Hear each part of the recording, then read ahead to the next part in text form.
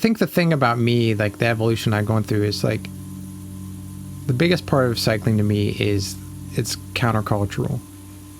You see countries where people mainly get by on a bicycle, and it's not looked at as just like, oh, I'm going to throw on some spandex and a mean attitude and go climb some hills. It's I got to go get groceries for my mama and papa, you know what I mean? And that's how they get around, and they can't afford, a car or gasoline. And I know it's like starting to like really take foot in this region, and economically we're seeing like that's what people want to do. But it's like it's not that simple for me. Like I don't just like go out and ride my bike and then come home and like shut it off. Like I'll be honest with you, cycling consumes me. And I think about it all the time, like it's an adventure, like, and I don't know how to break this down, but like I think I equate a lot of the success in my life, like professionally, with my success development in cycling as well. Like when I first would go out and like these little adventures, like I wouldn't go somewhere I didn't know, and I wouldn't go for that long. My biggest thing right now is I'm just trying to ride new roads, new trails, new experiences. I'm trying to find the longest, steepest climbs, just hidden gems of this area that I know someone hasn't ridden. There's this race, it's 12 of the steepest hills in Pittsburgh, and they call it the Dirty Dozen because you end up doing like a bunch of hills in between. The race is like 60 miles, and it's like 6,000 feet of climbing. But it was cool. Like I did the race, and like it's kind of like they call it party pace. So party pace is like slow, just going along in between the hills. And then when you're on the hill, like as much as you want to stick to someone else or run someone's pace, it's your own battle. Like nothing exists. It's just crazy. We were going through an area where there's more poverty than most, and I kept thinking to myself, like, 200 to 300 middle-aged men and women, and riding through there, and it's like it didn't matter where you came from. It didn't matter if you were like Catholic, it didn't matter if you were like Hindu, it didn't matter if you were a doctor or a millionaire, it didn't matter if you had $5 to your name. You're on a bike and you're laughing and riding. And I think the kids could see that. There was neighborhood kids coming out that probably don't have that many opportunities in life, and they could see that getting outside, riding a bike is just transformative.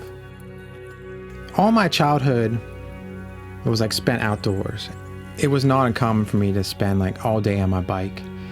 And at the time, I think the first bike I got was it was like a Schwinn Stingray with like the banana seat, like everyone typically knows.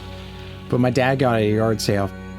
He took like this like horrible, it was like this ugly blue, and rattle canned the whole thing, which at the time I was like, this is so cool.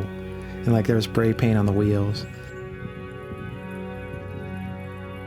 Past couple years ago, I went through some family situations where my dad ended up committing suicide, and I look back on my childhood and my life, and it seemed like so awesome.